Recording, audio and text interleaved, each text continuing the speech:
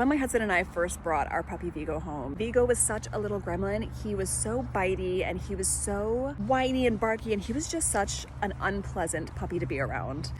What we realized too late is that whenever he got into one of those moods, 95% of the time it was because he was massively overtired. And we would see this because we would take him to, for example, my in-laws' house, and he'd be fine at the beginning, and progressively as the day went on, he would just get worse and worse, to the point where one day I literally, in the middle of everyone hanging out, picked Vigo up and said, "We're leaving," and left, because he went to full velociraptor mode, and I'm not about that life. So over time, my husband and I started having increased conversations around structured naps. It was something that my husband honestly wasn't super comfortable with, because he thought, it's a puppy, the puppy needs to play, the puppy needs to be out. It feels cruel to put him down for a nap several times a day. But eventually he let me take the reins and try to introduce structured naps, and it was such a huge game changer for us. And looking back, it's something that I wish we had done sooner. Because when you think about it, when you first bring your puppy home, for us, Vigo was 8 weeks old. He was a baby. He was a literal baby. Even though they're walking around and seeming dog-like, he was an absolute baby. And so I wish that we had implemented structured naps sooner, just to make him more pleasant to be around and to help teach him how to be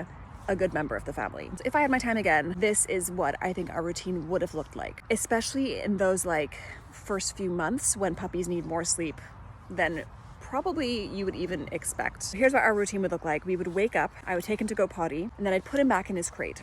This is something that we started off doing, but gradually stopped doing, and I really regret it. It often happens, and what I hear a lot of people say is that their dog wakes up and just whines and cries and kind of pressures the owner to let them out. This is a great way of teaching your dog, I'll take you out to go potty, but then you're going back in your crate and your day doesn't start until I say it starts. So I'd put my dog back in the crate probably for 30 minutes. I'd have them watch me potter around, brush my teeth, get my breakfast, get my coffee, and then I would let him out again to either go potty, maybe if he was super young again, or to do a little play session followed by food. Now it's important to note that you shouldn't really do food followed by play, because if you do this, there's an increased risk of your dog's stomach flipping. If you're not sure what that is, Google it, but it's really dangerous, and it's something that I don't think many people know about, but it's extremely dangerous. So after my puppy had eaten, I would then put him back in his crate for a nap, and I would just repeat this process. So I would have him nap, wake up, and either do a playing or training session with some kibble, give him the rest of his food, and then put him back to nap again. And I would just cycle that until dinner time, when I would put him into bed for the night, probably around 8 p.m. When we first brought Vigo home, his bedtime was 10 p.m. And I remember sharing this on TikTok, and so many people were like, "Oh my God,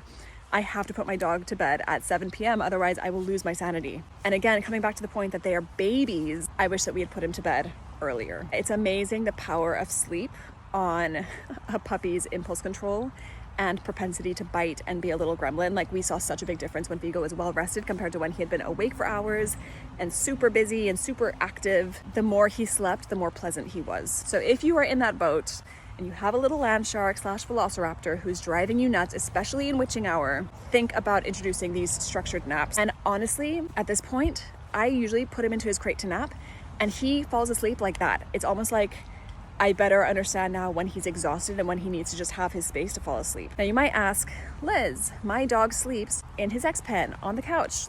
Doesn't that count as sleep?" And for me, it's the difference of sleeping on a plane, for example, versus sleeping in your bed. Yes, you can have a nap on a plane, you can fall asleep, but you're still gonna hear the pilot making announcements and the person next to you crunching on their crisps. It's not a deep quality sleep. And that's how I see dog naps when it's not in their crate, in an enclosed space. Whereas if they're in their crate, there's nothing else for them to do. They can't walk around and explore and then fall asleep in a different place. It's literally just their ring-fenced area to fall asleep and nap. So the quality of sleep is so much higher. This is just how I would do it differently. I'd love to hear what you're doing or what you would do differently. Drop it in the comments. As always, if you want to continue along our journey with us of hopefully raising Vigo to be a brilliant family dog, make sure you give us a follow.